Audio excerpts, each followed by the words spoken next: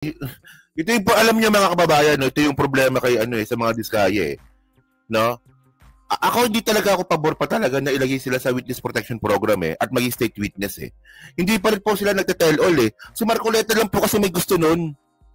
No?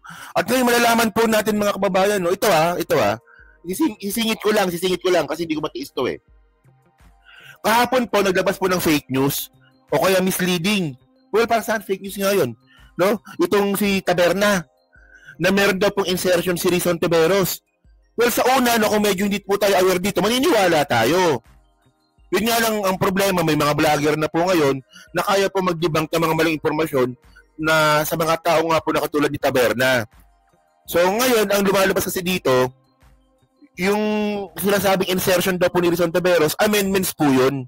So magkaiba. Tapos malalaman pala natin na itong si Taberna pala, endorser pala ng Stronghold. Oh, kita mo? Conflict of interest ang buwakan ng ina. Oh, di ba?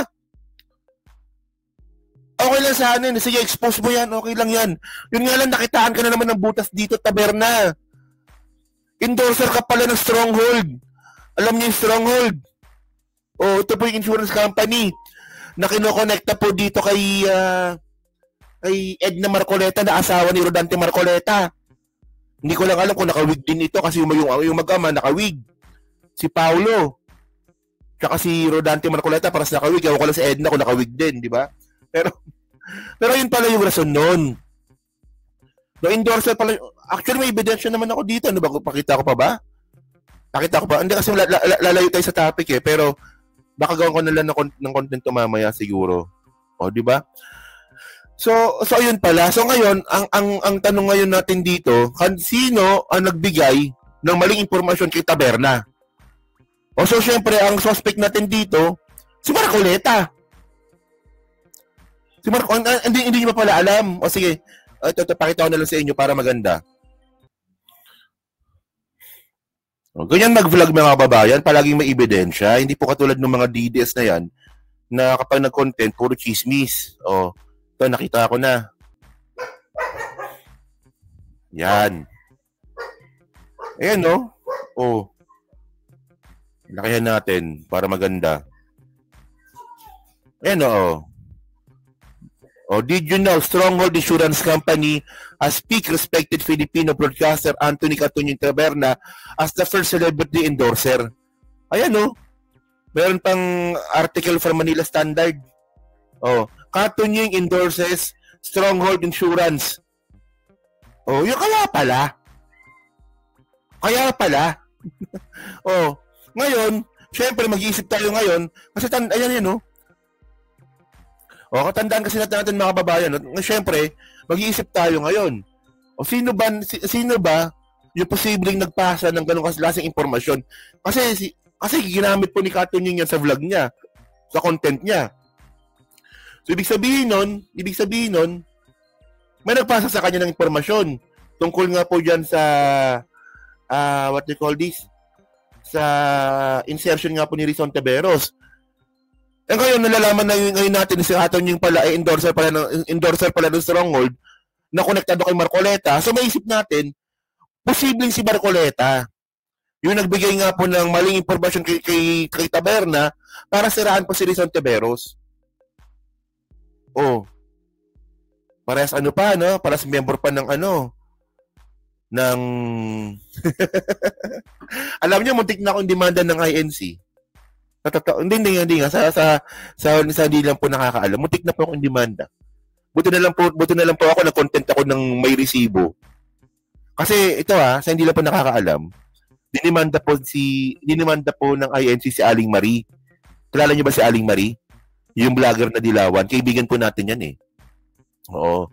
So ngayon, ang nangyari dito, no, ang alam ko, kwento ni Aling Marie sa akin to na dinimanda siya ng Iglesia ni Cristo dahil dun sa content niya tungkol sa utang. Sabi ko, teka lang, kinontent ko rin yun Kinontent ko rin yun yung tungkol sa utang, buti hindi ako dinimanda. Tapos nakita ko na mga kababayan, no? Makikita nyo yan, may mga vlogger po na Iglesia ni Cristo. Kinontent po nila ako. Dinibank nila ako. Oo. So talagang nasa radar na ako ng INC noon. Well, tayo naman, no, well, kapag may bintang sa INC na hindi naman totoo, dinidebunk natin.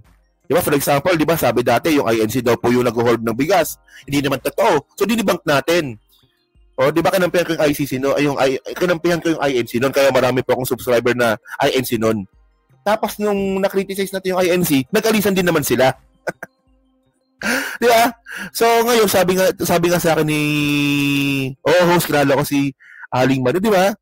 Kaaway ko nung nung eleksyon. Pero nung nag-beat kami nung rally, wala na, tropa na, di ba? So, yun nga yung point. No? So, tumatawag si Stephen, di ba? So, yun nga, no? So, sabi nga po ni Aling Marie, na demanda daw po siya ng Iglesia ni Cristo. Sabi niya, tapos yung video daw po na yon na dinimanda sa kanya, yung rason na pagdemanda sa kanya, binura niya daw po yun. Tapos nag-apologize na rin daw po siya. Pero tuloy pa rin po yung demanda. Siyempre naman, ano bang magagawa ni simpleng Aling Marie, no? Simpleng taong Aling Marie diyan diyan sa INC na yan. 'Di ba? Hindi ko napanood yung content ni Aling Marie, pero ako na-content ko rin po yun, yung tungkol sa utang ng Iglesia ni Cristo. So ako, nung na-content ko yun, may mga dokumento po akong pinakita. No, na-open naman sa internet. Publicly naman yun, na pinakita ko na sabi ganito, may utang daw, ganyan-ganyan. At syempre, bawal daw po yung utang, no? Ayan ang utos ng Iglesia ni Cristo dati. Bawal ang utang. Kaya para sa kanila, big deal po talaga yun na sila mismo umuutang. Di ba? Ayan po yung doktrina nila dati eh. Bawal ang utang, hindi pwedeng umutang.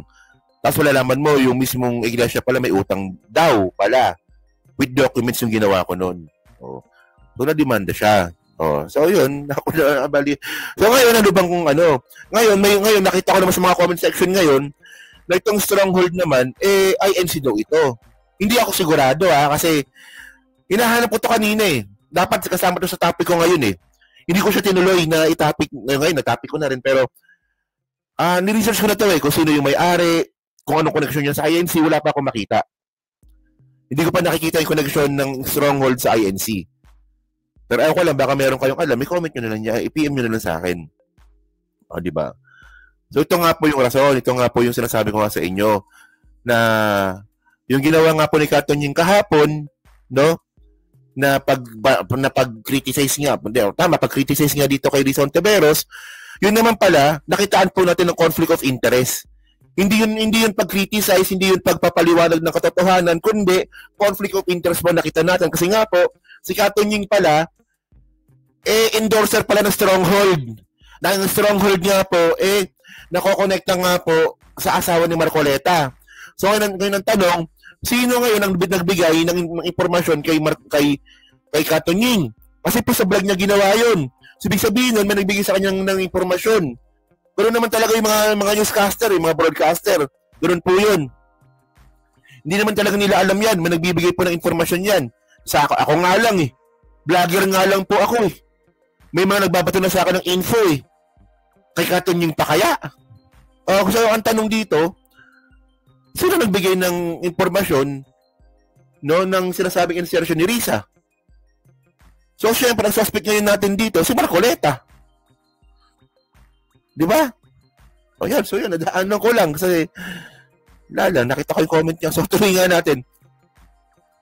So, yan. So, balikan natin yung interview ni Ping Lacson. Nawala tuloy tayo sa topic. Okay. Saan na ba yun? Ito. Tayo, mga kababayan. Kung tungkol po sa usaping religion po, no, kung ang Iglesia ni Cristo po mayroon sila paniniwalang spiritual, hindi ko po talaga sinasagasaan 'yon. Hindi talaga. Kasi lahat naman po tayo mayroon tayong karapatan na paniwalaan yung Diyos na gusto natin paniwalaan. 'Di ba? Kunwari, 'di ba, sabi niyo yung Iglesia naniniwala na si Kristo ay tao, 'di ba? Yung ganyan. So wala na akong pakialam doon kung naniniwala sila na ganoon, 'di ba? Yung tungkol sa abolition nila, wala po akong pakialam doon. Pero pag yung Iglesia po kasi nasasangkot po sa politika, political vlogger po ako, hindi pwedeng i-overlook natin 'yon. 'Di ba? Hindi naman siya pagkukumpara sa ibang mga vlogger po kasi, no, kasi may mga ibang mga vlogger kasi usaping politika, pati yung paniniwala ng INC, kini-criticize. So para sa akin medyo hindi ayun ng platform natin Politika lang po tayo di ba? Actually ako agnostic ako sa totoo lang. Agnostic ako pero pupunta akong Quiapo. Di ba? Kaya sa tuloy natin tong video nga po ni Ping Lacson, no?